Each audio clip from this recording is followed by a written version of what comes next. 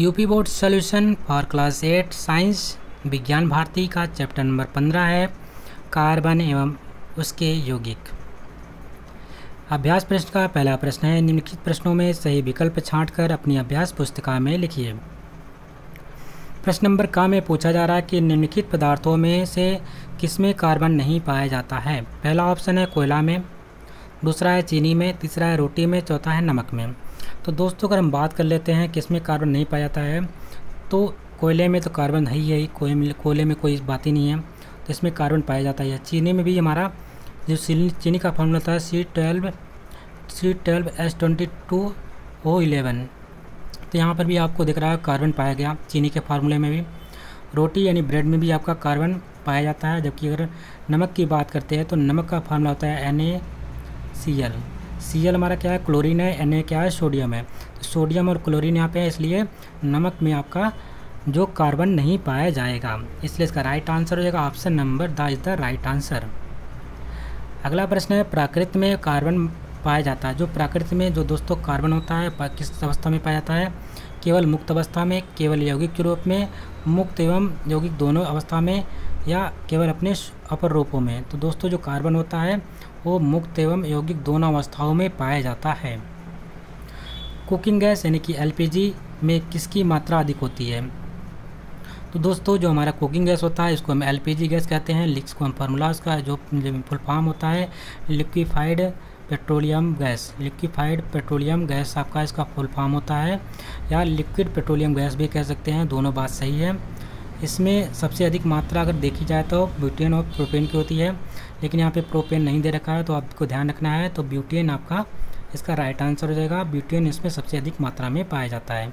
Butane और propane इसमें सबसे अधिक मात्रा में पाए जाते हैं। प्रोपेन यहाँ पे नहीं दे रखा था, तो अगर आपको प्रोपेन में भी पूछा था, ब्यूटेन और प्रोपेन तीनों ऑप्शन दे रखे होते तो तब भी यहाँ पे ब्यूटेन ही मानना होता है। यानी इसका राइट आंसर हो जाएगा ब्यूटेन सबसे अधिक मात्रा कुकिंग गैस में पाया जाता है। कार्बन का क्रिस्टलीय रूप है, पहला है जंतु चारकोल, दूसरा है ग्रेफाइट, तीसरा है कोयला, जबकि चौथा है लकड़ी चारकोल। तो इसमें पूछ रहा है क्रिस्टलीय रूप। जो क्रिस्टलीय रूप होता है दोस्तों, क्रिस्टल के फॉर्म में हमारा ग्रेफाइट होता है, जो कार्बन का क्रिस्टलीय रूप कहलाता है, ग्रेफाइट।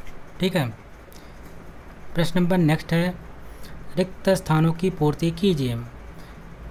पहला यहाँ पे कथन दे रखा है कि खाली स्थान सभी जीवों तथा निर्जीवों में उपस्थित होता है।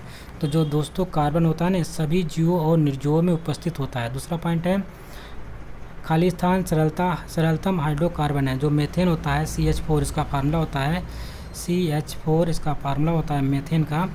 ठीक है, इस प्रकार से जुड़ा होता है ये चार कार्बन, एक कार्बन से 4 हाइड्रोजन जुड़े होते हैं, इसको बोलते हैं मेथेन। और मेथेन क्या हमारा एक सरलतम हाइड्रोकार्बन है, सरलतम हाइड्रोकार्बन है। हीरा सबसे कठोर पदार्थ है। दोस्तों अगर सबसे कठोर पदार्थ की बात करते हैं तो कौन है, हीरा है। सबसे कठोर पदार्थ कौन सा हमारा, खाली स्थान में भरेंगे हीरा। हीरा किसका है, एक कार्बन का अपर रूप होता है। हीरा हमारा कार्बन का अपर रूप है। ठीक है। और सबसे भारी धातु हमारी होती है ओस्मियम, सबसे भारी धातु है। सबसे मजबूत पदार्थ जो होता है, सबसे मजबूत धातु है वो प्लेटिनियम होता है। प्लेटिनियम सबसे मजबूत धातु है। ठीक है। अगला प्रश्न है, पेट्रोल खाली स्थान ईंधन है। तो जो हमारा पेट्रोल होता है ज्वलनशील ईंधन होता है। कैसा है दोस्तों, ज्वलनशील ईंधन है। यहाँ पे धन लिखा है, उसको बना दीजिएगा ईंधन। ठीक है। कैसा है, ज्वलनशील ईंधन है। पेंसिल में उपस्थित पदार्थ होता है। तो जो पेंसिल में उपस्थित पदार्थ होता है दोस्तों, कौन सा पदार्थ होता है, वो ग्रेफाइट होता है। जो आगे वाला नुकीला पदार्थ होता है वो कौन से किसका बना होता है, ग्रेफाइट का बना होता है। प्रश्न नंबर 3 है, निम्नलिखित कथनों में सही कथन पर सही तथा गलत पर गलतकार चिन्ह लगाएं। पहला कथन दे रखा है, सभी हाइड्रोकार्बन कार्बनिक पदार्थ है। सभी हाइड्रोकार्बन कार्बनिक पदार्थ है, बिल्कुल सही है। जितने भी हाइड्रोकार्बन है सभी कार्बनिक पदार्थ होते हैं। दूसरा, हीरा कार्बन का अक्रिस्टलीय रूप है। दोस्तों गलत है, ये किसका है, क्रिस्टलीय रूप है। कैसा है, क्रिस्टलीय रूप है। अक्रिस्टलीय ना होकर के कैसा है, क्रिस्टलीय रूप है। कौन किसका है, कार्बन का है। तो यहाँ पे अक्रिस्टलीय लिख दिया था, इसलिए ये बात बिल्कुल गलत हो जाती है। अगला है, सुगर चारकोल कार्बन का शुद्धतम अक्रिस्टलीय अपर रूप है। तो बिल्कुल सही है, अक्रिस्टल की बात किया जा रहा है। जो सुगर चारकोल होता है कार्बन का शुद्धतम अक्रिस्टलीय अपर रूप है, बिल्कुल बात सही है। लकड़ी के चूल्हे की दक्षता सबसे अधिक होती है। तो जो लकड़ी के चूल्हे की दक्षता होती है दोस्तों, ये बात बिल्कुल सही है, इसकी सबसे अधिक होती है। प्रश्न नंबर 4 है, संक्षेप में उत्तर दीजिए। अपर रूप क्या होते हैं? कार्बन के अपर रूपों का उल्लेख कीजिए। उत्तर में लिखेंगे अपर रूप वे पदार्थ जो विभिन्न भौतिक गुण परंतु समान रासायनिक गुण रखते हैं अपर रूप कहलाते हैं। क्या कहलाते हैं? अपर रूप कहलाते हैं। क्या है? वे पदार्थ जो विभिन्न भौतिक गुण परंतु समान रासायनिक, उनका गुण कैसा भी हो सकता है, जो भौतिक गुण है किसी प्रकार का हो सकता है, लेकिन उनके जो रासायनिक गुण होते हैं वो समान रखते हैं, उनको हम अपर रूप कहते हैं। जैसे कि कार्बन विभिन्न अपर रूपों से मिलता है। कार्बन जो होता है विभिन्न अपर रूपों में मिलता है, जिसे हम निम्न 2 भागों में बांटते हैं। पहला है हमारा क्रिस्टली में हमारा आता है हीरा और ग्रेफाइट। या कार्बन का क्रिस्टली जो रूप होता है कौन कौन सा है? एक हमारा ग्रेफाइट है, दूसरा हमारा है हीरा है, जो क्रिस्टल के फॉर्म में उसका अपर रूप है। अगर हम बात करते हैं आगे क्रिस्टली में, तो क्रिस्टली में उसका कार्बन का अपर रूप है लकड़ी का कोयला, हड्डी का कोयला, कोक है, काजल तथा गैस कार्बन, ये सब है क्या है? अक्रिस्टलीय अपर रूप हैं किसके? हीरे आपका कार्बन का। प्रश्न नंबर खा है, हीरा तथा ग्रेफाइट के गुणों की तुलना कीजिए। तो दोस्तों आपको हीरा और ग्रेफाइट के गुणों में तुलना करना है, तो लिखेंगे ग्रेफाइट तथा हीरे के निम्न गुण स्पष्ट रूप से भिन्न है। पहला है रंग, कलर, स्वीकार्य, पारदर्शिता और कठोरता। तो जो दोस्तों ग्रेफाइट का रंग काला होता है, हीरे का चमकता रहता है। कार्य क्या है? हीरे का कार्य है कांच को काटने का और आभूषणों में इस्तेमाल किया जाता है, जबकि ग्रेफाइट का इस्तेमाल पेंसिल बनाने में किया जाता है। और क्या नाम है कि जो हमारा न्यूक्लियर प्लांट होते हैं उसमें मंदक के रूप में भी प्रयोग किया जाता है ग्रेफाइट का। पारदर्शिता की बात करते हैं तो जो हमारा हीरा होता है पारदर्शी होता है, जबकि ग्रेफाइट हमारा अपारदर्शी होता है। कठोरता की बात करते हैं तो सबसे कठोर पदार्थ हमारा ग्रेफाइट है, जबकि सबसे कठोर पदार्थ हमारा हीरा है दुनिया में, और जबकि हमारा ग्रेफाइट है वो उतना कठोर नहीं है। ठीक है। ग्रेफाइट तथा हीरा दोनों ही अपने गुणों में अधिकांशतः भिन्न हैं। ग्रेफाइट की अगर बात करते हैं तो ग्रेफाइट धूसर रंग का काला पदार्थ होता है या स्पर्श करने पर चिकना तथा फिसलने वाला पदार्थ है, जबकि हीरा पारदर्शक तथा कठोर है। अब तक ज्ञात सबसे अधिक कठोर पदार्थ होने के बावजूद हीरा सरलता से टूट जाता है। बहुत से फलकों वाला क्रिस्टलीय बनने के लिए इनमें इसे विभिन्न तलों के साथ काफ़ी सफाई से तोड़ा जाता है। इस पर पड़ने वाली प्रकाश की किरण पुंज तेजी से बिखर कर अर्थात परिशोषित होकर एक सजीव इंद्रधनुष बनाती हैं, अतः इसके स्थान से थोड़ा सा हटाने पर यह चमकता है और सुंदर रंगों के रूप में चिंगारी निकालता हुआ प्रतीत होता है। ग्रेफाइट तथा हीरो में कार्बन परमाणु विभिन्न तरीकों यानी पैटर्न से परस्पर जुड़े अथवा आबंधित होते हैं। परमाणुओं के इन्हीं विभिन्न पैटर्न के कारण ये दोनों गुणों में भिन्न होते हैं। ग्रेफाइट में प्रत्येक कार्बन परमाणु एक ही तल से अपने पास के अन्य 3 कार्बन परमाणु के साथ जुड़ा रहता है और खष्टकोणी जाल बनाता है। अनेक ऐसे तल एक दूसरे के ऊपर ढीले ढाले अवस्था आबद्ध के रूप में रखे होते हैं। इसी कारण तल सरलता से फिसल जाते हैं। इसी गुण के कारण ग्रेफाइट स्पर्श करने पर चिकना और फिसलने वाला पदार्थ लगता है, एक उत्तम स्नेह के रूप में उपयोग होता है। हीरे में कार्बन परमाणु की व्यवस्था पूर्णतः भिन्न है। प्रत्येक कार्बन परमाणु अन्य 4 कार्बन परमाणु के साथ जुड़कर त्रिविमीय यानी 3 डायमेंशनल दृढ़ क्रिस्टल की संरचना बनाता है। इसी अत्यधिक स्थायी संरचना के कारण ही हीरा अब तक का ज्ञात पदार्थों में सबसे अधिक कठोर पदार्थ है। मीथेन गैस की बात करते हैं तो मीथेन गैस को मार्स गैस क्यों कहते हैं, इसको लिखेंगे उत्तर में। मीथेन गैस यानी कि CH4, यहाँ पे 4 लिख लीजिएगा दोस्तों, यहाँ पे 4 नहीं लिखा हुआ है, आप लिख लेंगे CH4। इसका फार्मूला क्या होता है? CH4। वायु की अनुपस्थिति में दलदली स्थानों पर पेड़ पौधों और कार्बनिक पदार्थों यानी मार्स से, जिसको हम कह सकते हैं कि गलने सड़ने से बनती है, इसलिए इसे मार्स गैस कहते हैं। जो दोस्तों मीथेन गैस होती है क्या होती है? पहली बात, वहाँ पे वायु की अनुपस्थिति में जो दलदली स्थान होते हैं वहाँ पे पेड़ पौधे और कार्बनिक पदार्थ जो होते हैं उनके सड़ने गलने से जो गैस बनती है उसी गैस को हम कहते हैं मार्स गैस कहते हैं या हम मीथेन गैस कहते हैं। प्रश्न नंबर घ है, पेट्रोल को जीवाश्म ईंधन क्यों खाते हैं? जो हमारा पेट्रोल होता है दोस्तों उसको जीवाश्म ईंधन क्यों खाया जाता है, इसके बारे में आपको लिखना है। तो उत्तर में लिखेंगे पेट्रोल करोड़ों वर्ष पहले दबे मृत जीव जंतु एवं वनस्पतियों के अपघटन से बने पेट्रोलियम से प्राप्त होता है, इसलिए इसे पेट्रोल को जीवाश्म ईंधन कहते हैं। दोस्तों हमें पता है कि हमारी पृथ्वी के अंदर बहुत से जब उथल पुथल हुआ था तो उसमें बहुत से जो पेड़ पौधे थे, वनस्पतियाँ थी और जीव जंतु थे वो नीचे दब गए थे। उनको जब उनका अपघटन नीचे हुआ है तो वो किसके रूप में परिवर्तित हो चुके हैं, वो पेट्रोलियम के रूप में परिवर्तित हो गए हैं। इसी को हम कहते हैं, इसलिए हम जो पेट्रोल होता है उसको हम जीवाश्म ईंधन कहते हैं। प्रश्न नंबर नेक्स्ट है अंगा है, पेट्रोल को तरल सोना क्यों कहते हैं। जो पेट्रोल होता है उसको हम तरल सोना के नाम से क्यों कहते हैं। उत्तर में लिखेंगे वर्तमान युग में पेट्रोलियम किसी राष्ट्र के लिए सोने से भी अधिक कीमती है, क्योंकि किसी भी राष्ट्र की उन्नति पेट्रोलियम की मात्रा पर निर्भर करती है। कृषि, उद्योग, यातायात एवं संचार आदि विभिन्न कार्यों में इसका उपयोग अत्यंत महत्वपूर्ण है, इसलिए पेट्रोलियम को तरल सोना कहा जाता है।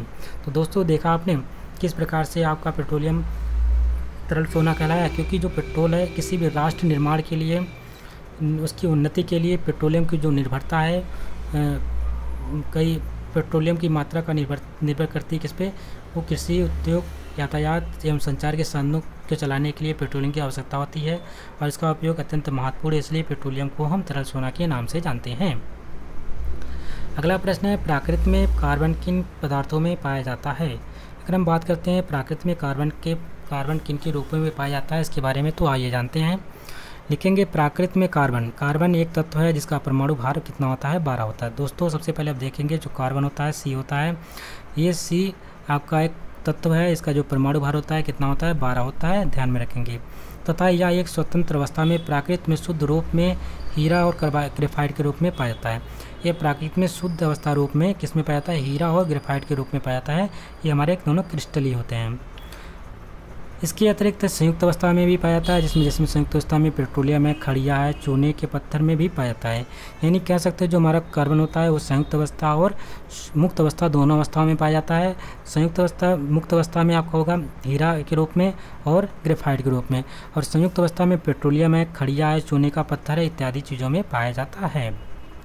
अगला प्रश्न लैम्प ब्लैक क्या होता है, इसके बारे में लिखना है। उत्तर में लिखेंगे लैम्प ब्लैक मोम अथवा तेल की वायु की सीमित मात्रा में जलाने पर प्राप्त कालिक को कहते हैं। जब भी हम किसी लैम्प ब्लैक को मोम अथवा तेल की वायु की सीमित मात्रा में जलाते हैं तो जो प्राप्त कालिक होता है उसी को हम बोलते हैं लैम्प ब्लैक कहते हैं। प्रश्न नंबर नेक्स्ट है हाइड्रोकार्बन यौगिक कितने प्रकार के होते हैं। तो दोस्तों हमारे जो हाइड्रोकार्बन यौगिक होता है वो 2 प्रकार के होता है निम्नतः। पहला है संतृप्त हाइड्रोकार्बन, दूसरा है असंतृप्त हाइड्रोकार्बन। प्रश्न नंबर नेक्स्ट है रॉकेट ईंधन के 2 उदाहरण लिखिए।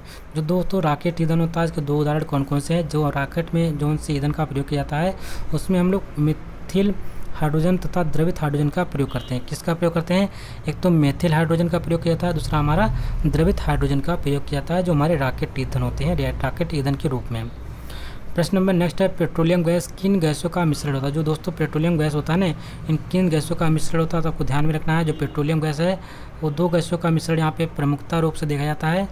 कौन कौन से, एक तो ब्यूटेन है, दूसरा प्रोपेन। कौन सा है, प्रोपेन।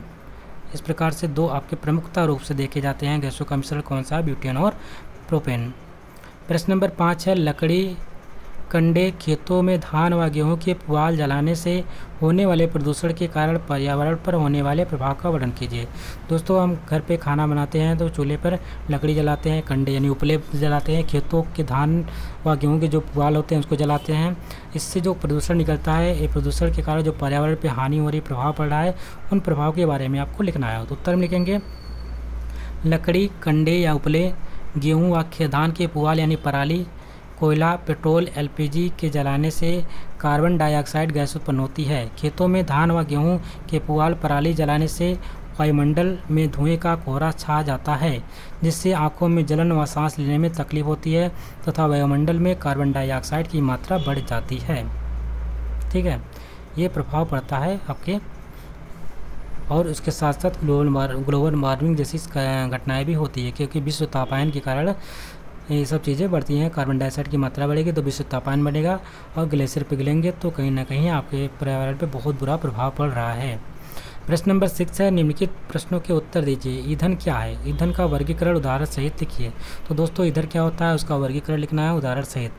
उत्तर में लिखेंगे ईंधन से दहन क्रिया द्वारा ऊर्जा प्राप्त होती है। ईंधन से दहन क्रिया द्वारा ऊर्जा प्राप्त होती है। ईंधन करोड़ों वर्ष पूर्व पृथ्वी के अंदर दबे मृत जीव जंतु वनस्पतियों के अपघटन द्वारा प्राप्त पेट्रोलियम के शोधन से प्राप्त किया जाता है। ईंधन 3 अवस्थाओं में पाया जाता है। तो दोस्तों जो हमारा ईंधन है वो करोड़ों वर्ष पहले मृत दबे हुए पेड़ पौधे जीव जंतुओं के अपघटन के फलस्वरूप जो प्राप्त ईंधन है उसको हम पेट्रोलियम ईंधन कहते हैं। और ये 3 अवस्थाओं में पाया जाता है। पहला ठोस ईंधन, दूसरा है द्रव ईंधन, तीसरा है गैस ईंधन। ठोस ईंधन के अंतर्गत आपका चारकोल आ जाता है, कोयला आ जाता है। द्रव ईंधन की बात करते हैं, इसमें डीजल है, पेट्रोल है, मिट्टी का तेल है और भी चीज़ें हैं। गैस ईंधन की बात करते हैं तो गोबर गैस है, एलपीजी गैस है, सीएनजी गैस है। ठीक है, आगे बात करते हैं। तो अगला प्रश्न है, ईंधन का वर्गीकरण पेट्रोलियम के प्रभाजी आसवन से प्राप्त प्रभाजों के क्वथनांक के आधार पर किया जाता है। तो जो ईंधन का वर्गीकरण होता है किस प्रकार से किया जाता है, वो आसवन पेट्रोलियम का प्रभाजी आसवन करते हैं। प्रभाजी आसवन से प्राप्त प्रभाजों के क्वथनांक, जो प्रभाजों का क्वथनांक होता है उसके आधार पर उसका वर्गीकरण किया जाता है। तो सबसे पहले हम देखेंगे प्रभाजक का नाम इधर है, क्वथनांक कितना आ रहा है और उसका उपयोग किसमें किया जाएगा। तो पहला असंघनित गैसें, जैसे पेट्रोलियम गैस, इसका क्वथनांक 40 डिग्री सेंटीग्रेड होता है और इसका उपयोग किया जाता है सिलेंडर में और गैस स्टोव में इसका उपयोग किया जाता है। तीसरा है पेट्रोल, जिसको हम गैसोलीन गैस कहते हैं, इसका क्वथनांक 40 से 170 डिग्री सेंटीग्रेड तक होता है। इसका हम उपयोग ऑटोमोबाइल इंजन में करते हैं। तीसरा है केरोसिन, जिसको मिट्टी तेल के नाम से जानते हैं, इसका जो क्वथनांक होता है 170 डिग्री से 250 डिग्री सेंटीग्रेड होता है। इसका उपयोग जेट ईंधन में, घरेलू ईंधन में करते हैं। ईंधन तेल 250 डिग्री सेंटीग्रेड से लेकर के 350 डिग्री सेंटीग्रेड तक होता है और शक्ति संयंत्र ईंधन के रूप में इसका इस्तेमाल किया जाता है। डीजल की बात करते हैं तो इसका जो क्वथनांक होता है 350 डिग्री सेंटीग्रेड से लेकर के 60 डिग्री सेंटीग्रेड तक होता है और इसका इस्तेमाल मोटर तथा इंजन में किया जाता है। छठा है अपशिष्ट तेल। अपशिष्ट तेल का जो टेम्परेचर होता है वो 400 डिग्री से ऊपर होता है। प्रश्न नंबर खा है, हीरा में कार्बन परमाणु किस प्रकार व्यवस्थित रहते हैं, चित्र द्वारा समझाइए। तो ये दोस्तों आप देख पा रहे होंगे जो हीरा में कार्बन परमाणु है, ये हमारे जो सेंटर में कार्बन है। ठीक है, कार्बन एक दूसरे से मैच करते हुए मिल रहे हैं। तो इस प्रकार से क्या बना रहे हैं, चतुष्फलकी कोड़ी का संरचना जैसा आकृति बनाते हैं। तो इसमें देख पा रहे होंगे इस प्रकार से फिगर बन रहा है। इसमें लिखेंगे हीरा कार्बन का एक पारदर्शी क्रिस्टलीय अपरूप है। इसमें कार्बन का एक परमाणु 4 परमाणु से जुड़ा होता है। कार्बन परमाणु की चतुष्फलकी व्यवस्था के कारण यह पूर्णतः अबद्ध, कठोर तथा त्रिविमीय संरचना चित्रानुसार होती है।